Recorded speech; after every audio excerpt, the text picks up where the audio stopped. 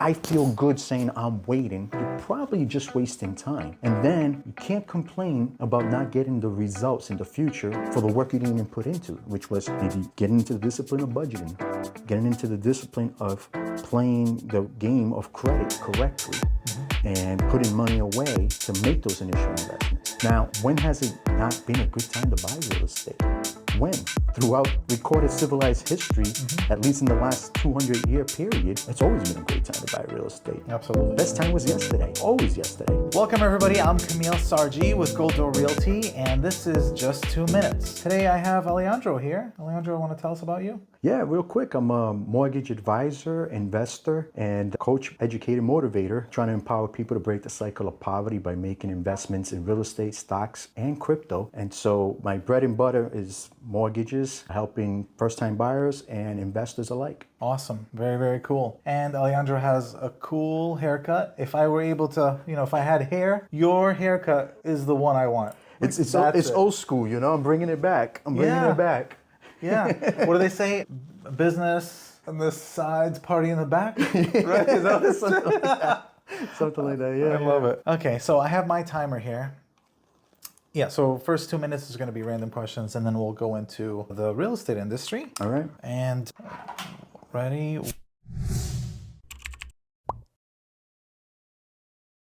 One, two, boom. Boom, okay. All right. So what's your favorite coffee flavor? Favorite coffee flavor? I've always said it was Holiday, and is one that I made up. It was typically just black coffee, cinnamon, and raw honey. Nice. But What's your own flavor? I like hazelnut occasionally, and anything that's like cinnamon-like. Okay. But I call it Holiday. All right, love it. If you were in the desert and you saw an oasis in the distance, Okay, yep. would you believe it? Would I believe it? Probably not. No. Not that I'm pessimistic, but what's the probability? How about Justin Timberlake? If you were in the desert and you saw Justin Timberlake walking, would you believe it? No, what's Justin Timberlake doing in the desert? Maybe it's a music video. I got to get over there. Could be. What's your favorite element? Favorite element? I'm going to go with oxygen. It keeps me alive. And oxygen is actually a combustion. Yeah. So I'll stick with that, even though carbon and hydrogen are very abundant. So speaking of that, are you a nitrogen kind of guy or are you a helium kind of guy? I'm going to go with nitrogen. Nitrogen? Yeah. How come we pick that? Well, nitrogen, it's necessary for the plants to grow, crops, and help sustain life. Helium, it's a little unstable, I guess. Makes your voice funny. Yeah. Well, I've never actually successfully done sucking the helium and changing the pitch of my voice, but nitrogen it is. Have you met a Syrian before? Probably have. Yeah. How was the interaction with them? How do you think though? I'd never had an unpleasant experience with foreigners or people with background experience. Specifically Syrian. No, it was, I would say positive. All right, awesome. I purposely ignored the question. Oh man, all right, so yeah, if you do... My good friend here is Syrian. So in case you don't know. Why did you say that? Oh, I met you and it was all right. It was a weird interaction or whatever. No. But with all honesty, just to elaborate on it, typically they're very humbling experiences when I interact with somebody from outside the country or background, because it just brings elements to you that makes you appreciate what we do have, and then make you realize that there's so much more out there. And quite honestly, when you shared a little bit about your story, I was very intrigued. And I'm like, I got to know more. And then I'm seeing your office and I'm just blown away by the design. I know I haven't stopped complimenting you, but they're very sincere compliments. This space, this place is beautiful. I really like it, how you preserved it, modernized it, and just pay homage to the original character. That's really, it speaks a lot about, in my opinion, what's important to you, your values, and the vision that you have. And then I want to stay in alignment with that. Thank you. Yeah. You're making me blush. I want to talk more about you. Oh, okay. We can do that too. So tell me about you. I mean, like lending, right? But you're focused on Investing. investors. Yeah, absolutely, So I want to absolutely. talk about that and how you help. Yeah. I think it's important to educate in understanding, in the United States at least, how money works and the economy. Because it's easy to get lost in the news and all those cycles that just perpetuate fear and confusion. A hot topic tends to be house prices are high or interest rates are high. But that's superficial. If you peel back the layers of the onion and just begin to ask yourself fundamentally, why? What brought us here? Now you're an educated investor and you make informed decisions, not emotional. That's a big mistake I feel that many of us make, myself included, where we allow emotions to insert themselves in the equation of decision making, particularly business. And in business, emotions don't go in there. 2 plus 2 is 4. And this is important not just for investors or investor hopefuls, but even for your first time home buyer. Because you might hear occasionally the sentiment where people say, no, we're waiting for the market to get better. Well, what does waiting for the market to look better look like? Have you given any thought to what that is? Oh, when prices drop. Okay, cool. What will it take for prices to drop? Do you understand why prices are high to begin with? It's an inventory shortage. We didn't build enough houses in a 10-year span. The census, and you can validate this, check it, 2010 to 2020, population grew by 23 million people. Chances are it was a lot higher because there's a lot of people that just don't participate in the census. And in that same time period, the National Association of Realtors tells us that we only built about 6 million homes. And we can't seem to build them fast enough. Home Depot, Lowe's, and other supply stores are just not stocked up all the time. Builders can't build fast enough because municipalities have some very stringent rules to allowing you to build. They can't seem to get enough workers to do the work. So it's going to take some time for inventory to catch up. On the flip side, if you say, well, prices are high because inventory is low, isn't that the same reason people want to own rare and precious metals like gold? Because there's only so much gold. So over time, gold is going to maintain its value or possibly go up over time. And that's what investing is about. It's about channeling the money that you just trade your time for. Now trade that money for time by putting it into an asset that can outpace inflation. Because we're trying to seek financial freedom in our pursuit of happiness. We don't want to work forever unless you do. So when you think about it from that perspective, it's like prices are high. Yeah, absolutely. They should be high. That's why somebody bought a property 5, 10, 15 years ago. They wanted to be worth more into the future. So yes, it just so happens that prices appreciated way too quickly in the last 4 or 5 years, particularly because of the pandemic, where we made money so cheap to borrow. So this is where the interest rates enters the conversation, which is what? When rates are so low, money is cheap to borrow. A lot of people run into the market. Jump into it. Yeah. So demand spikes. Inventory is still the same, drives prices up. So for those who are saying, well, we're waiting for rates to drop, that's not a good thing for you. It's a good thing for those who already own, but not for the person who's trying to buy their first property. Because now you're just going to compete with more individuals. And what does competition do to the prices? The very problem that you're complaining about. So we need to get accustomed to the fact that we can expect rates to be higher for longer. And it's not a bad thing. Rates in the 5, 6, and 7s was the norm pre-pandemic. That 3% was extraordinary because we were dealing with an extraordinary period in history, which was a pandemic where the government felt it was necessary to shut down until we figure it out.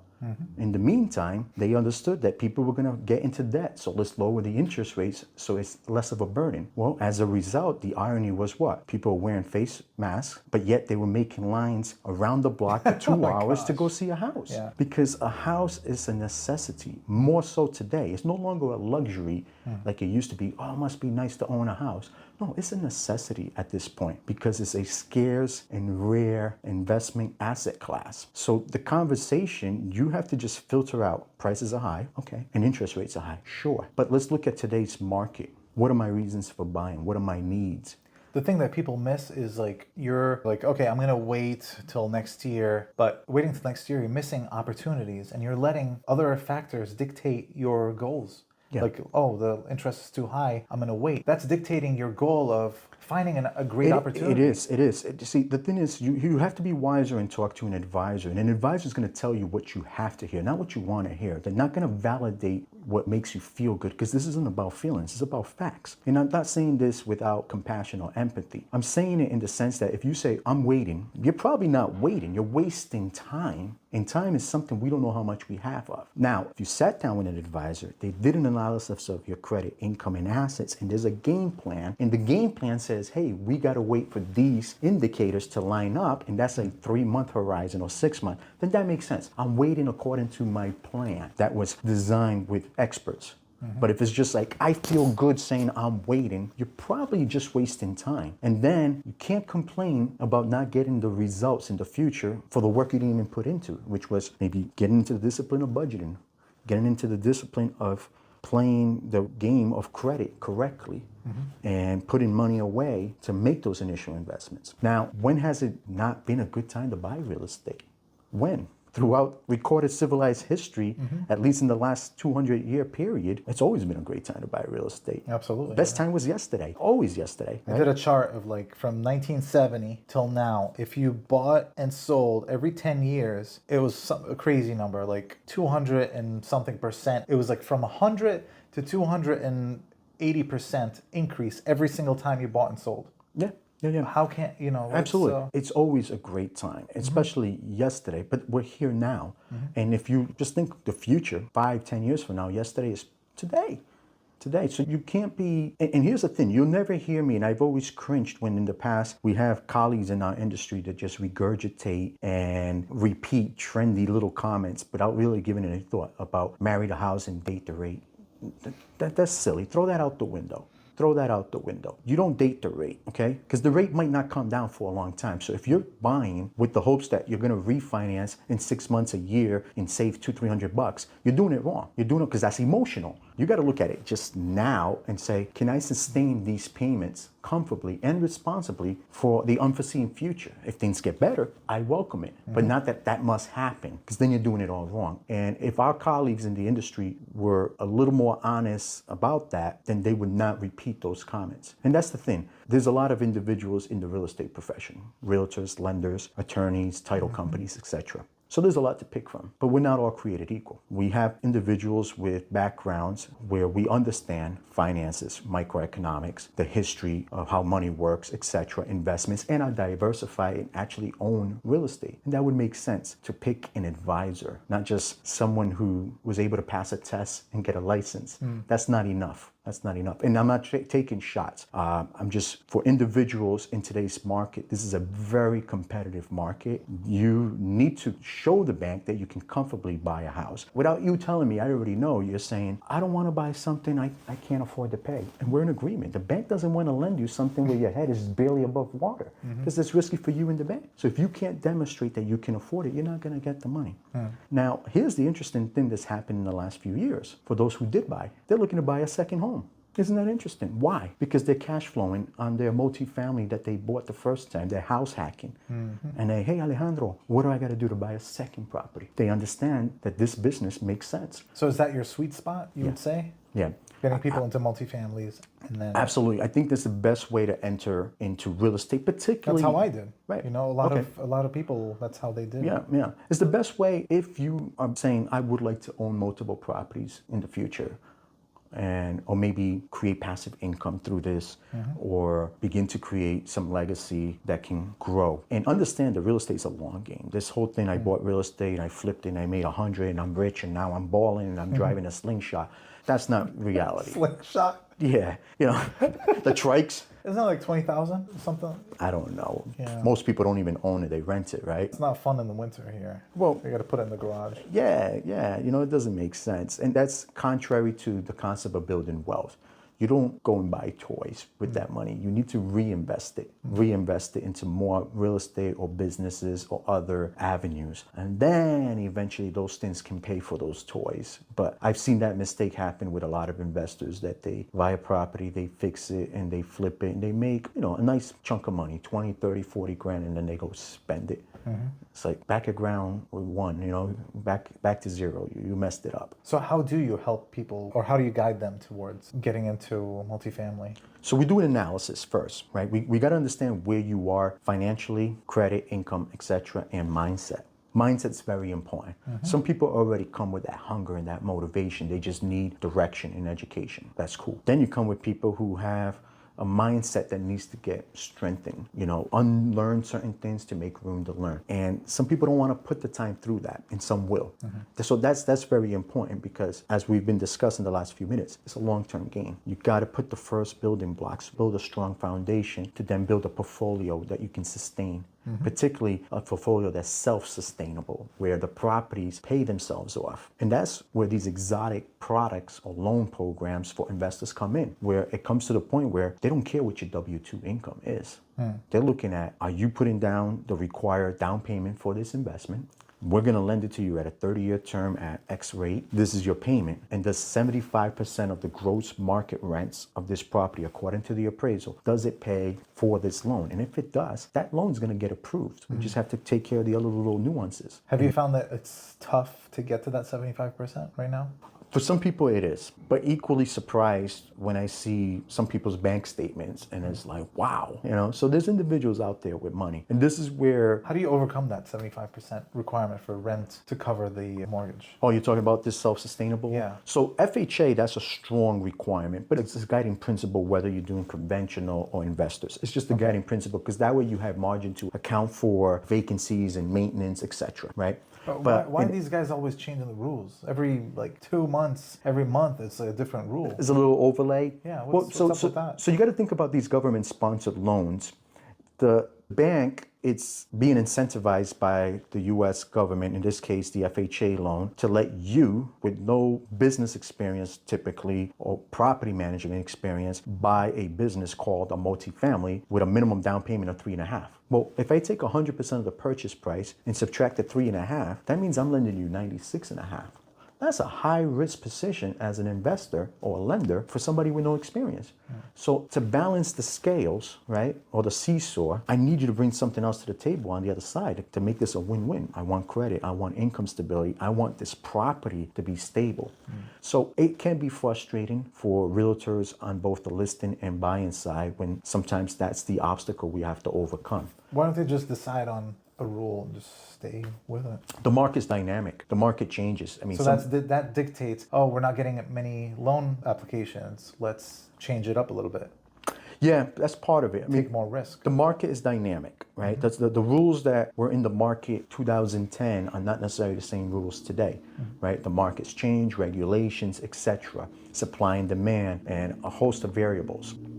The rules exist, or at least these guidelines, is to make it a win-win. The other thing you got to keep in mind is that when the loan is finally closed, the lender turns around and sells that in the secondary market, mortgage-backed securities. So if there's no investor buying that paper, they're like, well, we can't keep originating these loans. They don't mess around too. They do it quick. Same day you sign the paperwork. Right, they turn around and sell it in the secondary market to keep the money going. And if they can't sell that loan because the investors feel like your credit's too low, or those DTIs are too tight, well, what's going to happen next? Well, we don't originate these loans anymore. Now we want to, instead of a 660 minimum, we want 685. Wow. Right? Or instead of a 46 cap DTI, we're only going to do it 44 cap. Right? Those things you can expect. And it's to make sure that this doesn't come crashing down on everybody. Because it's not a good thing when people begin to default. So these investors back last year, they were locked in on 3.5%, which sucks. I mean, they could put their money in the stock market and make more. There you go. You make an excellent point. This is why interest rates are really irrelevant when you think as an investor. For that reason. I'm going to buy a 30-year note and collect 3% on it. I'm missing out on 7% returns elsewhere, right? Or by originating a loan today. I know for the consumer, it gives them a sense of comfort. And it's at the point where it's backfiring for all of us, because 80% of the people are sub 4 or 5%. They're locked in. They don't want to sell because, it's scary, 7% rate at a higher loan size. And so that's adding to the inventory problem. You see? So waiting for interest rates to drop as if that's a saving grace is not a good thing for all of us right now. We just have to accept higher for longer. It's the new norm. After a while, we're not even going to think about it. Like, what's the rate? Oh, it's 7. Oh, okay, sounds about right. It's just the new norm. I mean, after inflation and all these companies adjusted their prices, Cumberland Farms down the street right over there was 99 cents for a cup of coffee. Now it's $1.39. They're not going to bring it back to 99 cents or anything less than $1.39. It's the new norm, right? And that's what happens over time. It's just we have to go through this pain together. I'm talking about consumers, investors, and real estate professionals. We're in it together. It's the same boat. The difference for us is we're 100% commission, right? Yep. So if there's no success in a closing, then we didn't get paid for the hours we invested in preparing your budget, your program, your plan, helping you look at houses, driving around, number of weekends, being away from family and the kids and this and that to help you find your dream house, and then it doesn't happen for whatever reason. That sucks.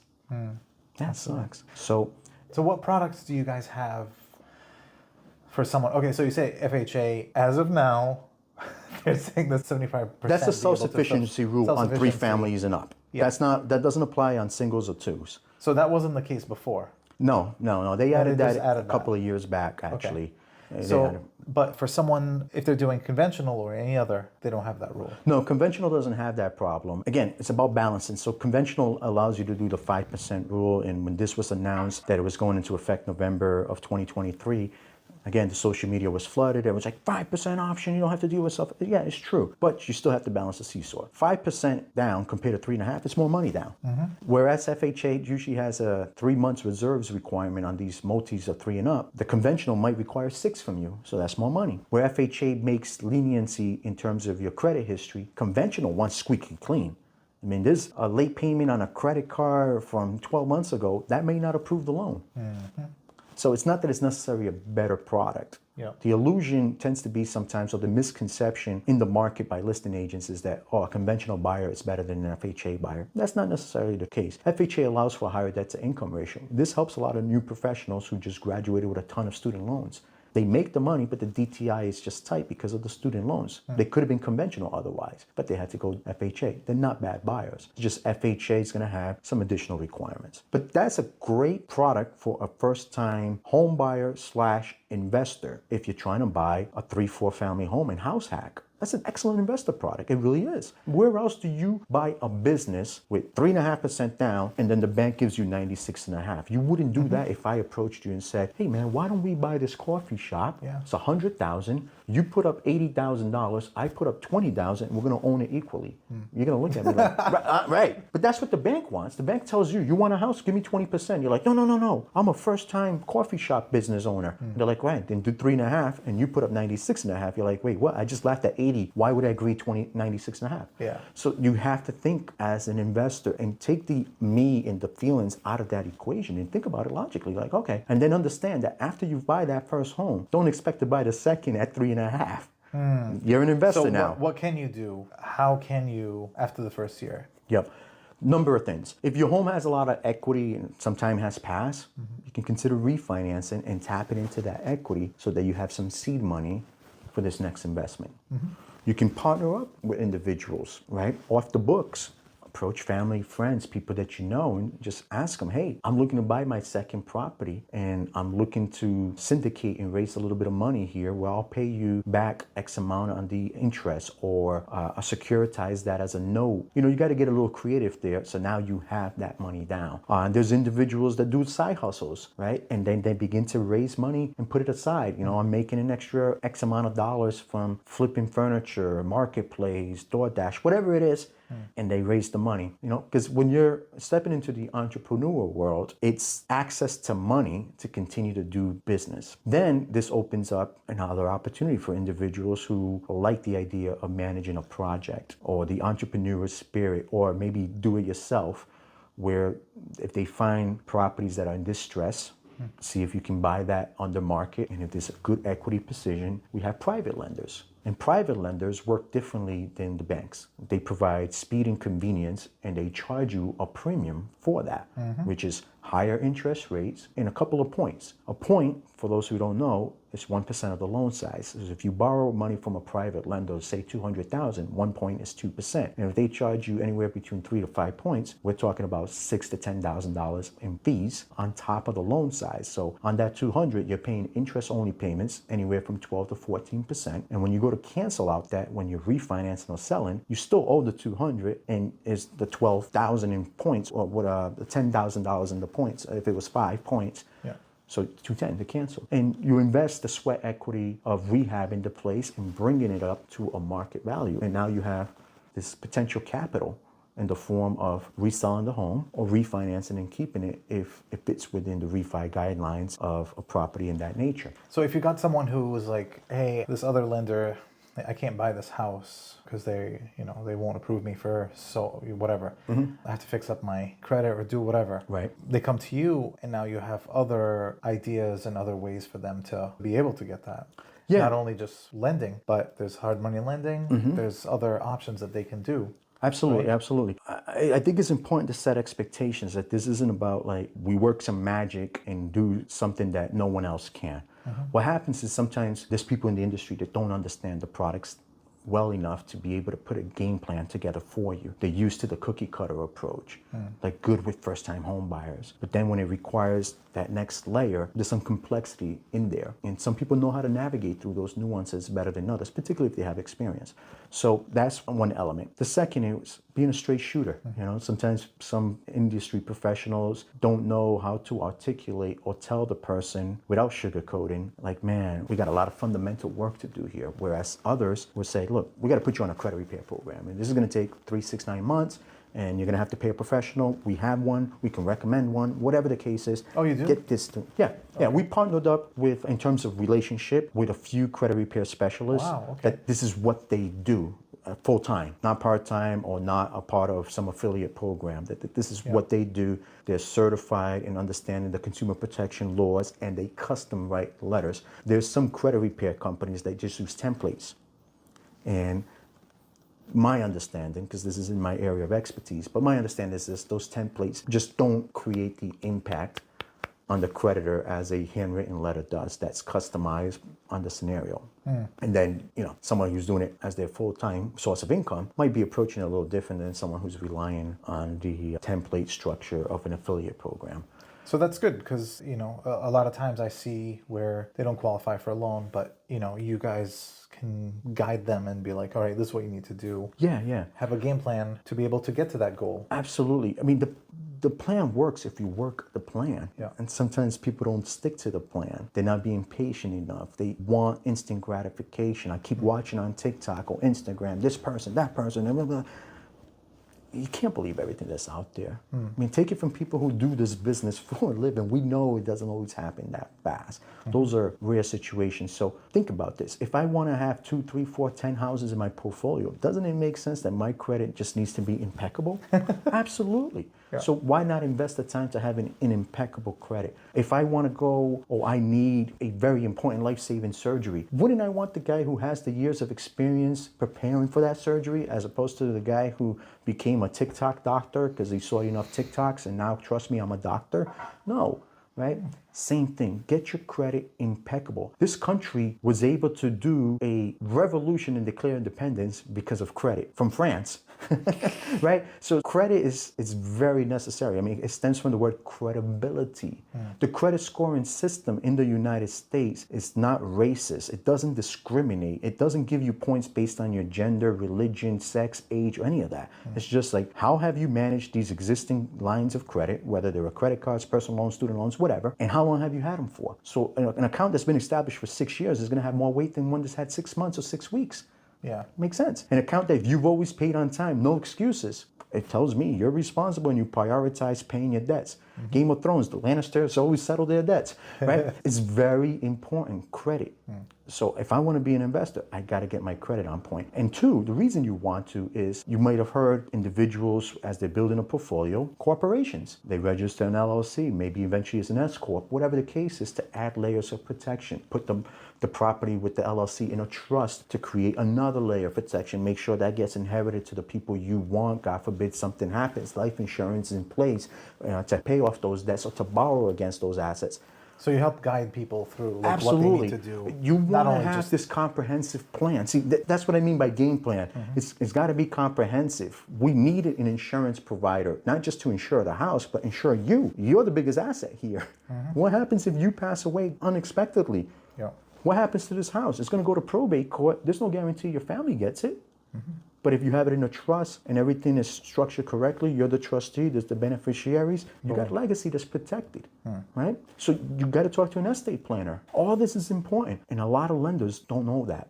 A lot of realtors don't know that. That's why I keep saying, talk to an advisor, somebody who is building this network into this knowledge. This is very important. It is. It isn't about, oh, can you sell my house for 3%? No, it's, can you help me achieve my goals and can I get the results? Great, I'm hiring you. Exactly. So that's who you want. That's what someone you who want, right? trusts you. Like, you know. Absolutely. And that conversation goes out the window. Look, I wanted to be a sports medicine doctor. And one of the biggest takeaways that still sticks with me when I was doing my internships, I had the opportunity to listen to some residents. And, you know, we go through the same emotional roller coasters like, am I cut out for this? Am I going to make it? You know, these tests are hard. It's not easy. And it's purposely meant to be hard because not just anybody should become a doctor, right? Yeah. And the gentleman tells me, what do we call the person who graduates first of the class? Valedictorian. Okay, cool. What do we call the person who graduates last in the class? And we're all perplexed. Last in the class, huh?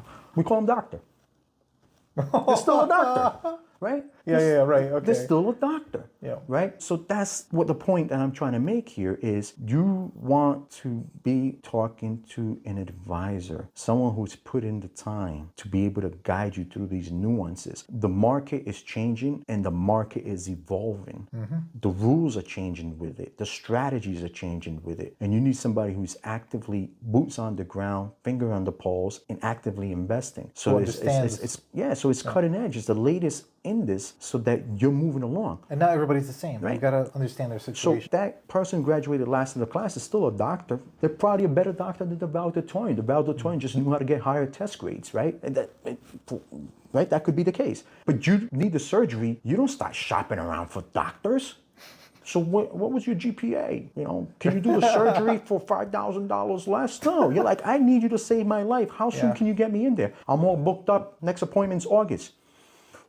I hope I can make it to August. You're going to be fine. We did some preliminary tests. We'll just line everything up. We're going to, my next opening to take care of you is if something happens, we'll try to move you in. Yeah. Why do they disrespect our time in our profession and insult us like that? I know they don't do it on purpose, but you need to understand that this is a business. I'm not in a charity. I'm not a 501c3. I'm not the United Way or the Red Cross. I don't live on donations. I don't even have a base salary. So that whole, can you do it for cheaper commissions? Like, seriously? Do you negotiate your cup of coffee with Starbucks? So there's a couple of things I want to bring up. How many times do you get someone who's like, thanks for helping me buy this property. Next year, when it's time, I want to buy the next one. Yep. And then they forget about, you know, the next year comes along and they forget about it. Like 6 months later, another year goes by. It happens. And they forget about their goal. How often does that happen? It happens. It happens because life happens. Some individuals have extenuating circumstances that come up, or family plans change where they move, something. But the majority of them, they listen to mouthpieces, uncle, cousin, aunt that knows everything about everything, yet they don't own real estate. They listen to their colleague at work, or they let themselves become paralyzed by the fear of the news. Oh, I don't know, we're in war, the Ukraine-Russia thing. Oh, it's a presidential election here. Power won't do this, blah, blah, blah. And it's like, you realize you're just regurgitating information that you don't seem to understand fundamentally. You gotta filter the noise. And that tends to be the reason why people forget their goals. They lose sight of it. And it's only normal. We get tired, we get stressed out. But if you're working with an advisor and you reading the newsletter or the emails, we periodically change. I don't send out, I don't message every day. Or check some of the content online. I'm not dancing or showing you in the gym doing my deadlifts or squats or my coffee or that I'm walking. I do my exercise, believe me. I go to the gym, I work out and I leave. I don't have time to set up the camera or tripod and do, you know, unless I was an influencer and that's how I made my money. Yeah, but that's not the case here. But follow us. Let's stay in touch. Let's have a relationship. See, a relationship is where the grass is green because we water it. Where the grass is well kept because we attend to it. But you can't expect a relationship to flourish if you don't attend to it and invest time and energy into it. And it's got to be a two-way street. Believe me, I do my part. I reached out. But if you become non-responsive after a while, I don't want to be that annoying pest. I want to be that invited guest. So you want someone who's like, hey, Alejandro, thanks for helping me finance this property. It's been 1 month. What should I do now? Absolutely, absolutely. What should I do? And understand, you know what I mean? Like, right? oh, wait 3 months and do this. You Absolutely. know, like you tell But them. understand that in this relationship, what I'm bringing to you as well is my network. My network. If you have a problem a month in, you should feel comfortable and call me. And I tell them all this. Call me and I'll find the contractor, the insurance adjuster, if that's the case, or the plumber, or whatever the situation is, or point you in the right direction with the city. I'm a resource. And I have to respectfully turn down people who call me after they chose not to do the deal with me and call me for advice. I'm like, I'm sorry, with all due respect, you're not my client. I can't give you time, energy, expertise, and guidance when you chose to do business with someone else for 0.25% of a rate that's saving you $12 a month. Go deal with them. I'm sorry. I can only give that attention to my existing base of clients and those that I'm working with. I find it very disrespectful, to be honest, because it's not right. I mean, it's like me going up to a different doctor down the street for follow-ups on my surgery, even though my surgery was done in Boston. It just doesn't make sense. You know, you have to have boundaries in relationships. That's what this is, a relationship. We're dating. We're dating, right? You know, so why would you use a different set of rules for your partner in life and other people in a different? I'm a partner. This is a relationship. If you want that, and that's what I'm offering, we're gonna work great together. But if you see me as a Kleenex tissue and a commodity, I'm not the guy for you. You know, with all due respect, go bother the guy down the street who at least gets a base salary and could care less if you get approved or not. You know, do your application. Sorry, you don't get approved, press a button and you get a generic piece of paper. I'm 100% commission. I'm incentivized to help you win. You see the difference? I'm incentivized to help you win. And if you follow us on social media, we're showing you the properties we're actively working on, the properties that we're analyzing with our investors, and the good, the bad, and the ugly. Because it ain't all, you know, rainbows, roses, and sunshine. You're gonna have bad tenants occasionally, but those are learning experiences. You're gonna have problems arise with your house, but that's part of the business. You have to account for some of that. You know, Walmart, and this is an analogy I share a lot. There's a Walmart, and I'm not gonna say where it is, but everybody I ask about it says, oh yeah, the shoplifting is it's right in front of you. You see it all the time. It's crazy. There's no shame. And yet that Walmart's still open because they're still making money despite the shoplifting. So because you have one bad experience with a tenant who's a jerk, because people can be jerks, or maybe they're dealing with stuff they just don't know how to deal with it and they're mad at the world, but they're deep down good people. They're just being jerks with you as the landlord. And so you have a bad experience. You had to evict them, whatever the case is. Real estate's terrible now? No, real estate's still a great asset, and don't miss out on your asset and your pursuit to happiness and financial freedom because of one bad tenant. I've had to evict tenants, and I'm still looking to buy more real estate because fundamentally it makes sense. In this market where prices are high and rates are high, real estate's still a great asset class. So Alejandro, how do people find you? Well, I'm online, Instagram, Facebook, and TikTok, and YouTube, and my phone number is 401-808-4427. If I don't answer, text me. Just tell me who you are, what's up, what do you need, and if we can figure out a time to talk on the phone 15, 20 minutes. I don't answer the phone because if I'm with a client or in this situation, the phone's rung a few times, I haven't answered it out of respect to the person I'm with. And also, after 8, it's late and it has to wait. So if you're calling me at 9 o'clock on a Friday night, I'm probably with my wife trying to watch a movie. I'm sorry I'm not answering your call because you just saw something on Zillow and you're trying to get numbers last minute.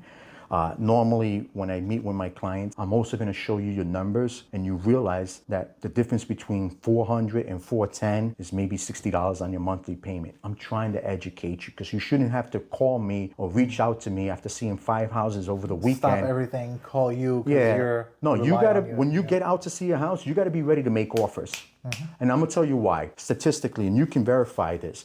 Rhode Island's market is very interesting because Boston's 45 minutes away, New York's about 3.5 hours away. We're in an area which the cost of living is very attractive to these demographics. And here's what's happening. About a third of the properties that are selling in Rhode Island are being bought by people from out of state, mainly Massachusetts. And 28% of those homes are being bought in cash. So what does this say to you? This says to you that the person from Boston, Randolph, Laurel, Revere, Quincy, wherever they're coming from, they're not driving 45 minutes to Rhode Island to window shop and just kind of look around. They know their numbers and they see the house, they're telling the agent right away, make this offer, blah, blah, blah, and they sign, boom, submit onto the next house. They're not saying, oh, thank you, Kamil, for showing us these houses. We're going to take the weekend to think about it and we'll get back to you on Tuesday. Because by the time you get back to them on Tuesdays, all 3 houses are under contract.